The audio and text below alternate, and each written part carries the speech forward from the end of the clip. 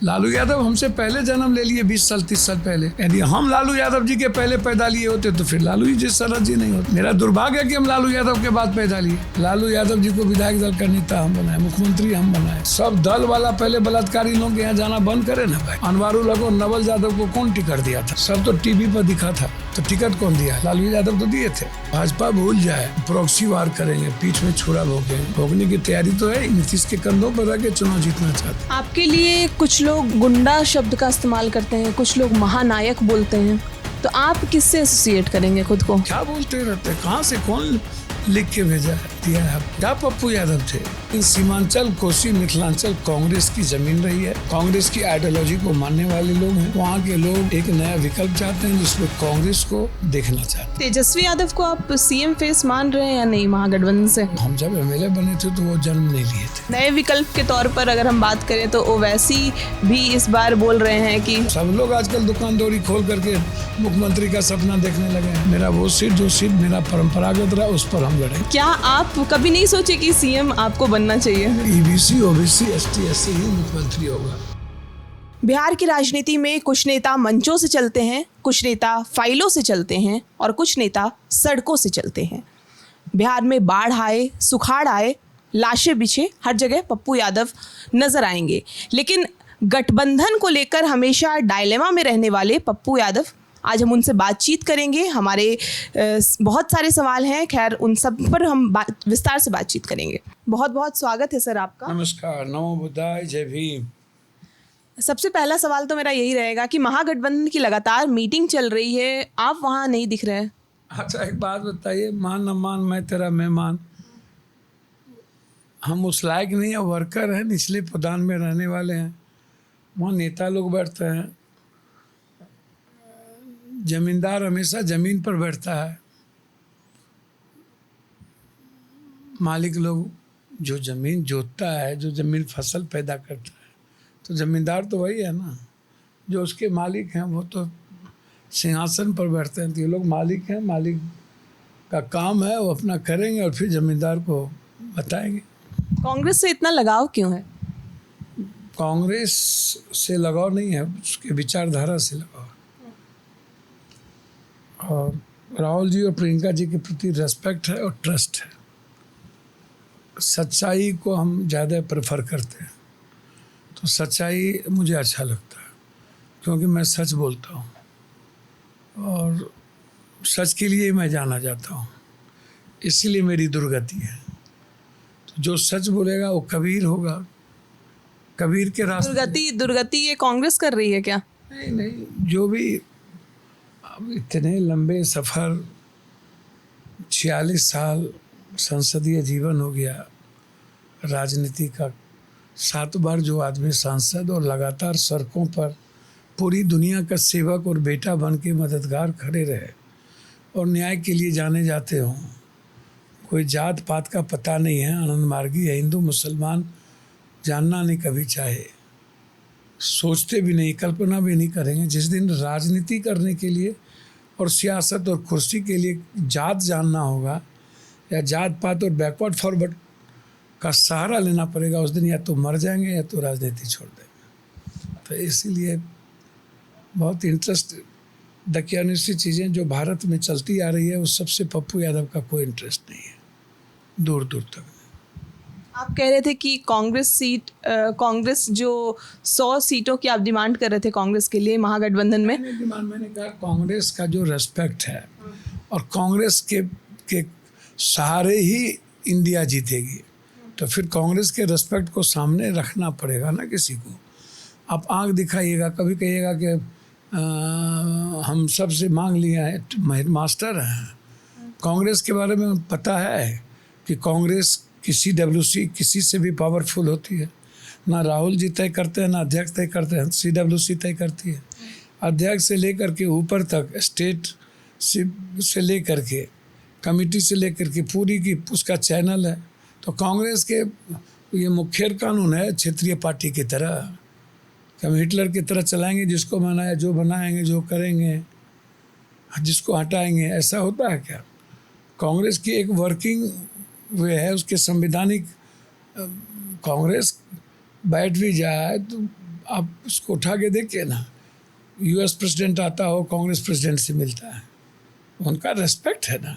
आप बोल दीजिएगा नाम दे दीजिए, अरे नाम CWC तय करता है, नाम आपको दे देगा? हाँ, डिक्टेट करते हैं कांग्रेस को। तो इसीलिए तेजस्वी यादव को आप सीएम फेस मान रहे हैं या नहीं महागठबंधन से? जनता ना किसी को तय करेगी। अवसर मिला पिताजी के नाम पर तो 2 बार डिप्टी CM तो बने ही, तो काबिलियत तो उनको दिखाना था। नहीं दिखा पाए वो वो काबिलियत। जानेंगे ना, तो जनता तय करेगी उन्होंने काबिलियत दिखाई। आप अपने हिसाब से बताइए कि आपको मैं लगता ज्योतिषी हूँ क्या? नहीं, आपको क्या लगा कि तेजस्वी? जो जनता को तय करना है, मैं जनता के बारे में मैं बोलूं? मैं किसी का भाग विधाता हूँ क्या? किसी के किस्मत का भाग विधाता हूँ? उनके किस्मत में CM लिखा होगा, PM या अमेरिका का राष्ट्रपति, तो उसमें हम कहाँ से आएंगे? हद हो गया। ये व्यक्तिगत चीज़ों पर मुझसे मत पूछा कीजिए, वो उनके पार्टी का निर्णय है, वो अपना समझेंगे। हमसे आप पूछिएगा, गठबंधन का निर्णय होगा सीएम फेस को लेकर तो। वो तो राहुल गांधी जी तय करेंगे, सब गठबंधन के घटक बैठ के तय करेंगे ना। तो आज तय नहीं ना करेंगे, तो चुनाव होगा तब ना तय होगा। तय होना है, लेकिन सीटों के बंटवारे पे भी बात आ रही है कि कितनी सीटें किसको मिलेगी। उस हिसाब से अगर आप देखें तो जो भी वहाँ से विधायक का चेहरा कौन होंगे, ये क्या आप भी उस चयन आयोग में आप भी रहेंगे क्या? चयन आप भी करेंगे क्या? हम काहे का चयन? कांग्रेस के लिए चयन हमारे लीडर को करना है। हम अपनी बात जरूर रखेंगे, उचित प्लेटफॉर्म पर रखेंगे। जब पूछा जाएगा तो मजबूती के साथ अपने परिवार के बीच बात रखेंगे। सीमांचल का क्षेत्र अगर हम बात करें तो वहाँ पे आपका स्टैंड क्या होगा? क्या आपको लगता है कि फिर से आपके लिए तेजस्वी राह का रोड़ा बन सकते हैं? सीमांचल है, मिथिलांचल है, कोसी है, सब परिवार है ना। पप्पू परिवार या पप्पू सीमांचल परिवार, कोसी परिवार, मेरे लिए कोई जात पात है, हिंदू मुसलमान है, हम तो सब आंगन के बेटे हैं, सेवक हैं। तो हमारे लिए क्या करना है? कौन आता है कौन जाता है, हम तो परिवार के हिस्से हैं और तय हमारे परिवार को करना है कि उनका निर्णय क्या होगा। लेकिन सीमांचल, कोसी, मिथिलांचल कांग्रेस की ज़मीन रही है, कांग्रेस की आइडियोलॉजी को मानने वाले लोग हैं। वहाँ के लोग एक नया विकल्प चाहते हैं जिसमें कांग्रेस को देखना चाहते हैं। नए विकल्प के तौर पर अगर हम बात करें तो ओवैसी भी इस बार बोल रहे हैं कि किसी के बारे में हमसे क्या पूछना हो, तो सब जगह जाते ही रहते हैं, सबको अपना अपना राइट है अपनी पार्टी के बारे में। अब तो वो महागठबंधन का हिस्सा होना चाहते हैं ओवैसी। तुलना कर देते हैं मौलाना आज़ाद से किसी का, कभी तो उनकी अपनी, वो तो 5 साल के बाद सीमांचल जाते हैं, फिर कहते हैं मैं ऐसा कर दूंगा। तो वो तो क्या करेंगे, वो तो ओवैसी साहब जानेंगे, उसमें मेरा क्या, मेरे तेरे अंगने में मेरा क्या काम है। तो ओवैसी साहब को जनता कितना समझी है, कितना परखी है और कितना देख रही है कि वो क्या क्या करते हैं, तो सब कुछ देख रहा है। जनता है, पब्लिक है, ये सब जानती है, इसीलिए सबको आने का राइट है।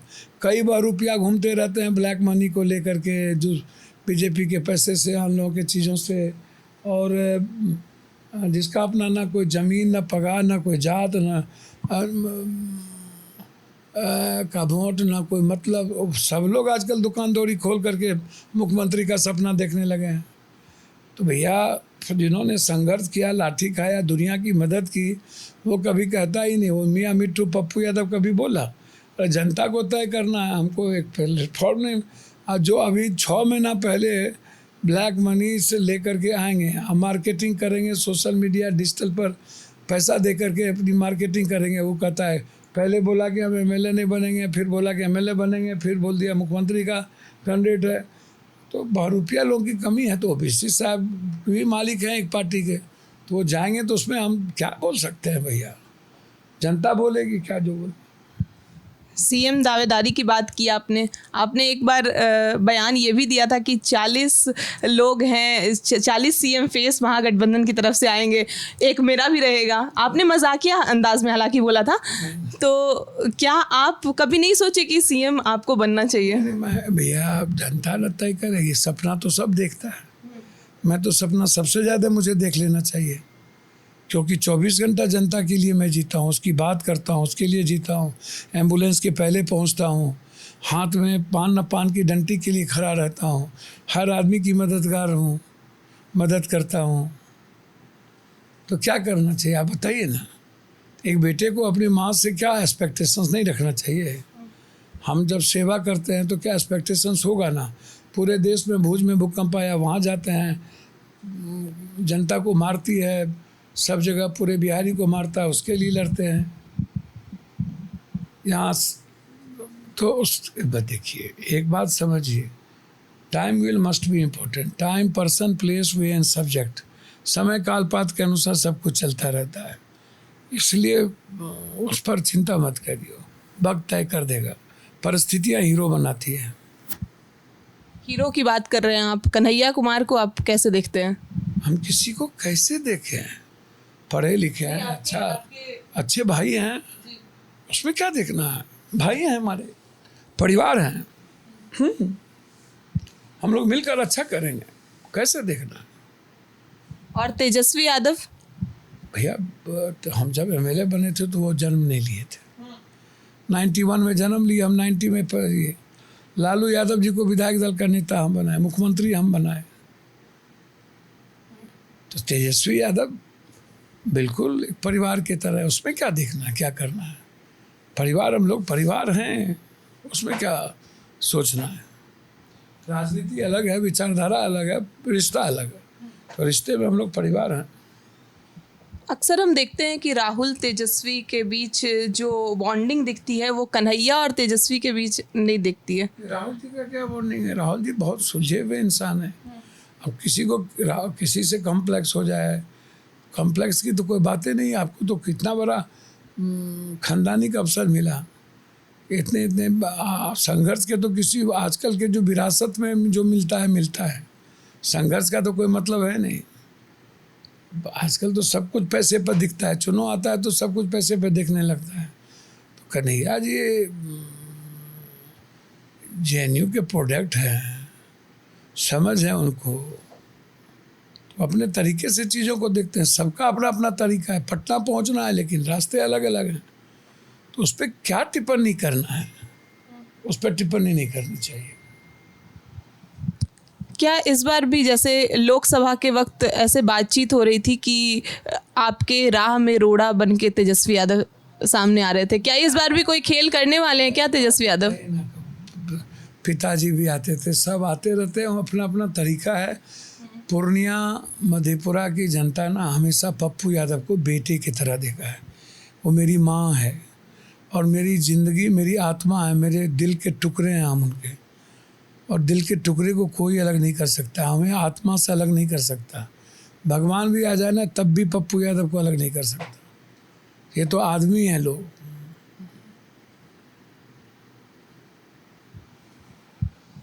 अगर हम बात करें चिराग पासवान की, तो आप लगातार उनके साथ एक तरह से खड़े नज़र आते हैं। आप कहते हैं कि यूथ है, उन्हें भी अवसर मिला। रामविलास जी बहुत बड़े लीडर थे, मौका मिला और उन्हें भी एक छोटी सी विरासत जाति की 3-4% लोग उनको कि रामविलास जी के लड़के हैं, तो मौका उनको भी अवसर मिला। कभी हनुमान हो जाते हैं, कभी कुछ। आप बीजेपी तो कभी चाहेगी नहीं कि चिराग जी आगे बढ़ें। पहले ही उनके परिवार को तोड़ा है, उनके परिवार को मंत्री बना के इनको फेंक दिया दूध की मक्खी की तरह, फिर इनका इस्तेमाल कर लिया, फिर इनके चाचा को फेंक दिया। तो बीजेपी का तो अपना काम है। जब बाले साहब ठाकरे के बीजेपी नहीं हुए और बादल के नहीं हुए तो और किसके होंगे? शिंदे के नहीं हुए, कभी देवगौड़ा के नहीं हुए थे, ममता के नहीं हुए, महबूबा के नहीं हुए, रेड्डी के नहीं हुए, चौटाला के नहीं हुए, दुष्यंत के, तो किसके होंगे? नीतीश जी को कई बार बेइज्जत किया। तो इसीलिए चिराग जी का भविष्य दलित है, ST SC से आते हैं, काम करेंगे, अच्छा आगे बढ़ सकते हैं। एक बार आपका ये भी बयान आया था कि कोई JDU नेता बीजेपी के साथ मिलकर चिराग के खिलाफ कोई षड्यंत्र रच रही है। कौन से नेता हैं? बहुत सारे जदयू के नेता हैं जो बीजेपी का B टीम है, A टीम है। शुरू से सबको पता है कि बीजेपी से कौन जदयू में आए हैं, कौन लोग बीजेपी के बारे में कभी कुछ बोलेंगे, कभी लालू यादव को गरियाएंगे, कभी बाप कहेंगे। जैसे नीतीश कुमार को किसी ने बाप कह दिया, अब नीतीश कुमार को 24 घंटा गरियाता है। अब मुख्यमंत्री का सपना देखता है, वो कितना धूर्त हो सकता है कि बाप कह के बापे को गाली देता हो और मुख्यमंत्री का सपना देखता हो। तो बहुत सारे लोग हैं जो नीतीश कुमार जी के पीठ में खंजर भोगते हैं, आज तक भोगते आए हैं और आज भी वही स्थिति है।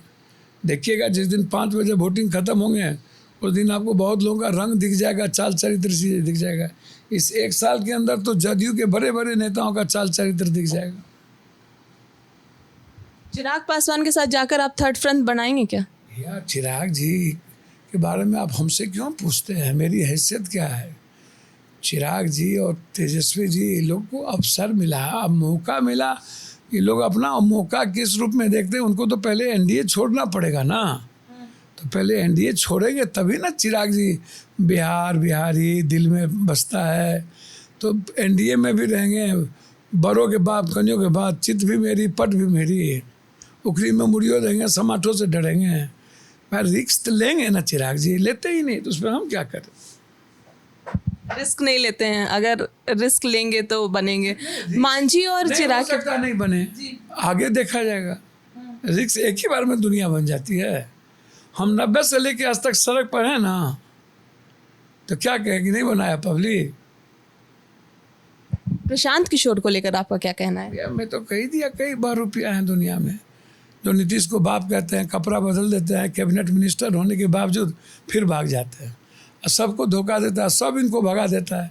बीजेपी भगाया, अमरिंदर भगाया, पार्टी खाट कर दिया, खाट रैली में खाट खड़ा कर दिया, मोदी भगाया, सब भगाया। तो अब मुख्यमंत्री का सपना देखने लगे, जिसका ना आगे पाग ना पीछे पगा, तो इसलिए किसी के बारे में कुछ कहने की जरूरत नहीं। कुछ दिन पहले तेज प्रताप का एक फोटो वायरल हुआ था, आप उसके समर्थन में फिर खड़े हो गए। किसका फोटो वायरल नहीं होता है?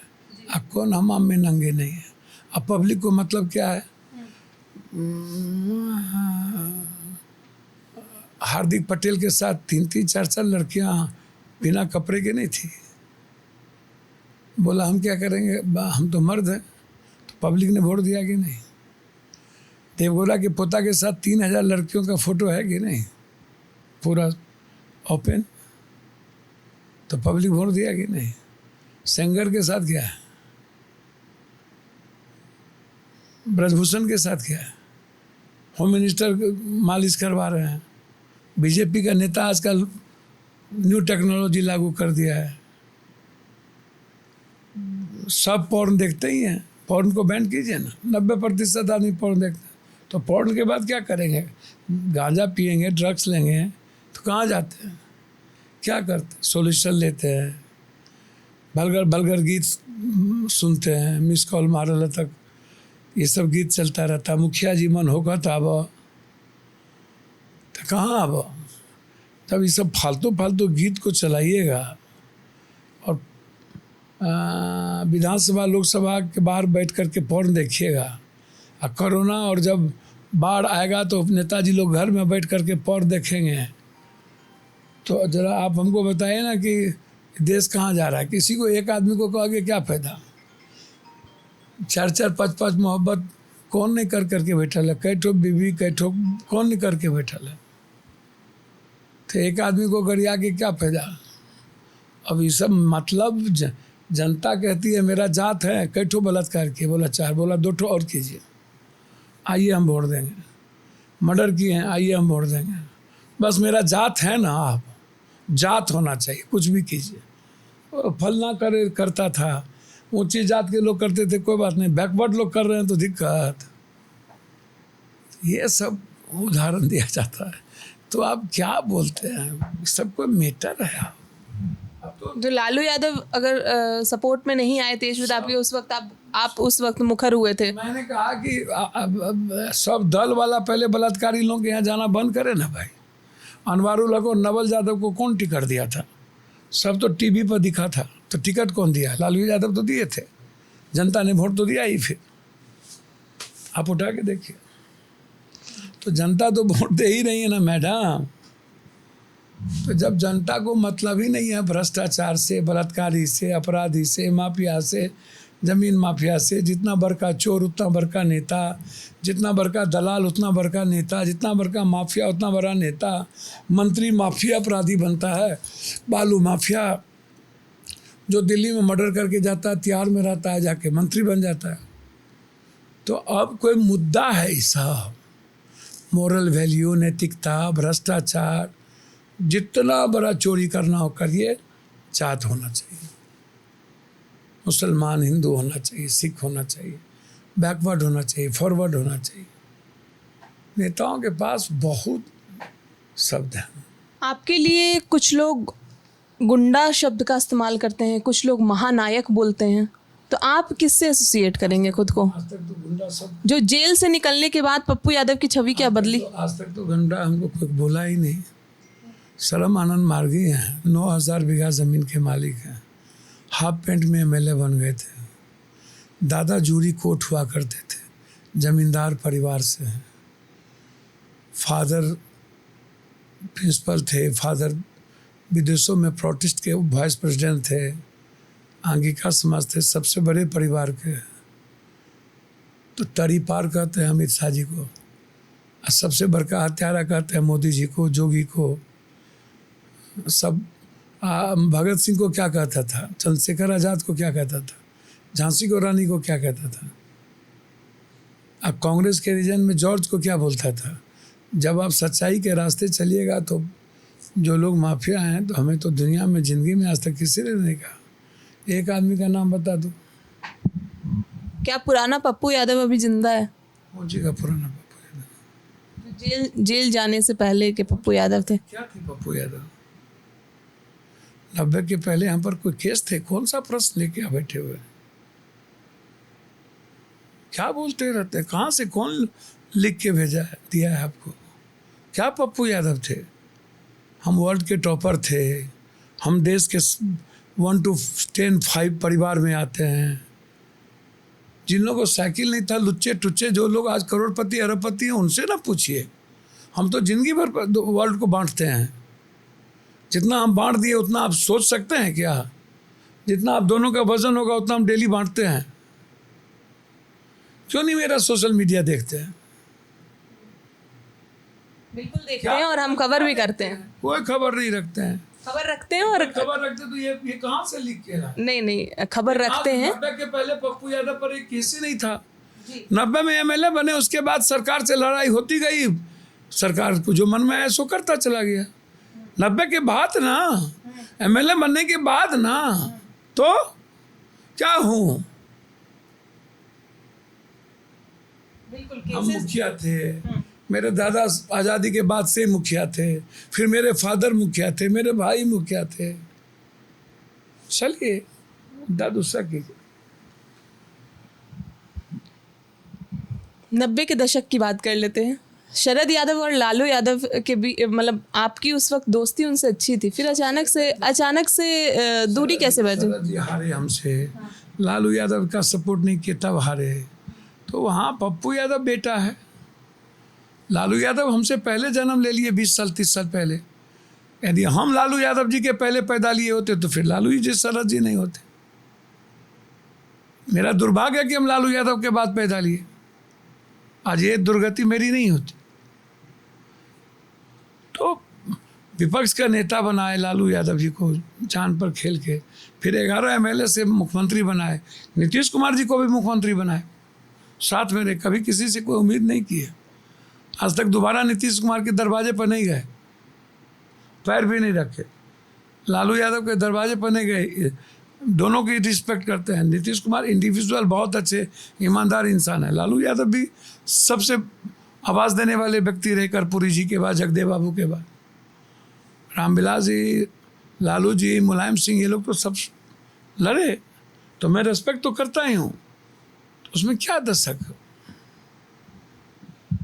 नीतीश कुमार की मानसिक स्वास्थ्य पर भी सवाल उठता है, तो आपको क्या लगता है उसमें? है, बीमार हैं, थोड़ा इलाज जरूरी है।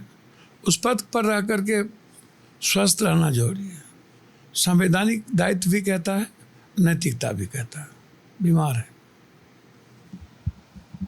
सीएम फेस की बात कर लेते हैं। महागठबंधन और बीजेपी एनडीए की तरफ से क्या आपको लगता है कौन होंगे? भैया हम कैसे जनता न तय करेगी? आपके आपके एंड से कौन होंगे अगर क्योंकि नीतीश कुमार को बहुत बार ऐसा कहा जा रहा है कि 2024 के बाद वो इनएक्टिव हो गए हैं, तो हो सकता है कि चुनाव नीतीश कुमार के फेस पे लड़ा जाए, लेकिन एनडीए की तरफ से फिर बीजेपी के नेता कोई एक्टिव हो, है ना? कोई ईबीसी ओबीसी एसटी एससी ही मुख्यमंत्री होगा, माइनॉरिटीज के लोग ही मुख्यमंत्री होंगे, ईबीसी ही होंगे, कोई और नहीं हो सकता। भाजपा भूल जाए कि प्रॉक्सी वार करेंगे, पीठ में छुरा भोंकेंगे। भोंकने की तैयारी तो है, नीतीश के कंधों पर रह के चुनाव जीतना चाहते हैं। परसेप्शन तो नीतीश कुमार का आज भी इतनी मानसिक स्थिति खराब होने के कारण है ही, इसको समझिए आप। तो मुख्यमंत्री तो एक से एक हो सकते हैं। हम लोग को चुनाव राहुल गांधी जी के संघर्ष और उसके विचारों पर ही लड़ना होगा। राहुल गांधी के चेहरे पर ही हम लोग को चुनाव लड़ना पड़ेगा। तो सभी जाति धर्म के यूथ जो है ना, महिलाएं, बेटियां, गरीब, वो राहुल गांधी जी के साथ खड़े हों। आप अपने बेटे को भी चुनाव में इस बार उतारने में, चुनावी मैदान में? तो रणजी खेलता है, इंडिया खेलने की तैयारी कर रहा है, तो वो बेटे को तय करना है क्या करो। अभी आपने तय नहीं किया है कि किस सीट से या चुनाव लड़ने की तैयारी है या नहीं? मुझे नहीं तय करना। वो जब चाहेंगे वो संघर्ष कर सकते, वो आ सकता। तो ये बेनिफिट उनको मिलेगा क्योंकि आप लगातार तेजस्वी यादव पे भी हमलावर हैं और तमाम ऐसे नेताओं पर हमलावर हैं। जब बात आती है कि परिवारवाद की या वैसे, तो आप अपने बेटे को कितना सपोर्ट करेंगे? परिवारवाद, भ्रष्टाचारवाद, ये सब बात का कोई मीनिंग है? जैसा परिवार नहीं है, जैसा वाद, उद्धववाद, फलनावाद, चिलनावाद, ये दुनिया में जितना बीजेपी एक से एक अपने परिवार, दामाद, जमाई को सब पद दे रहे हैं, ये परिवारवाद नहीं है?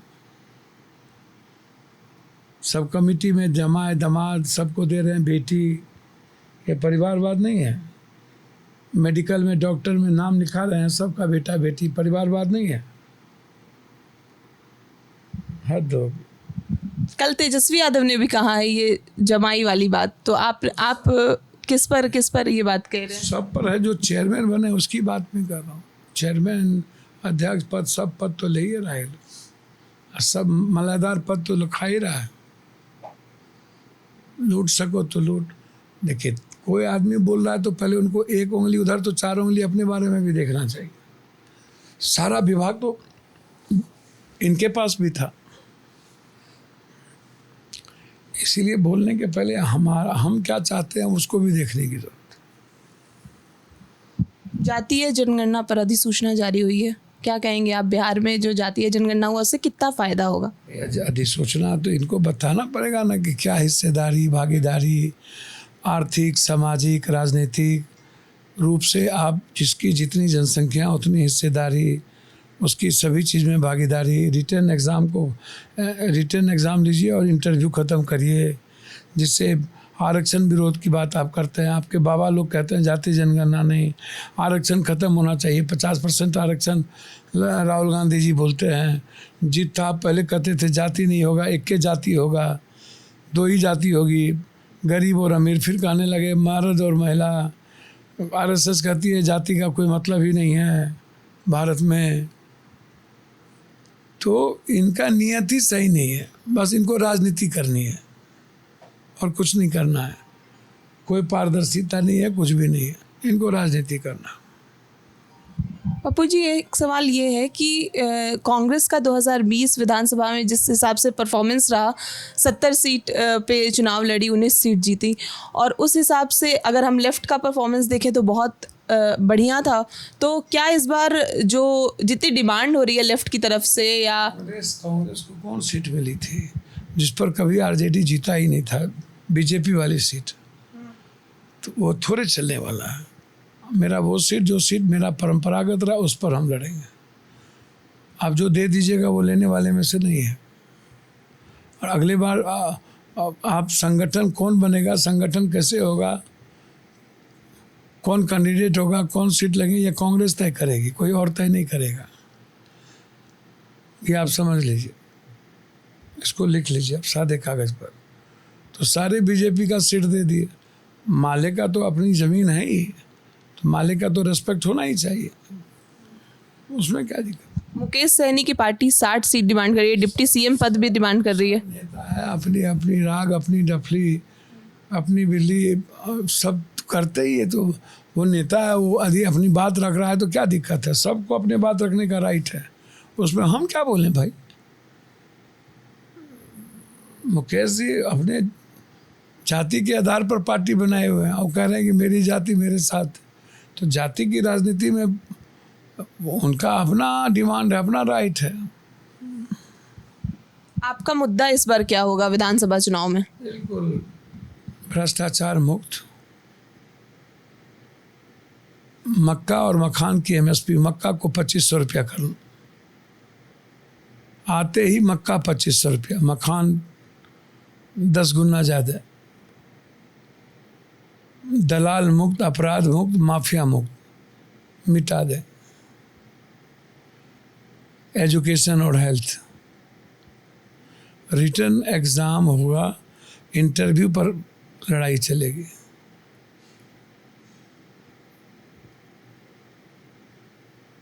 और बिहार को नंबर 1 करने का, पलायन को रोकने का।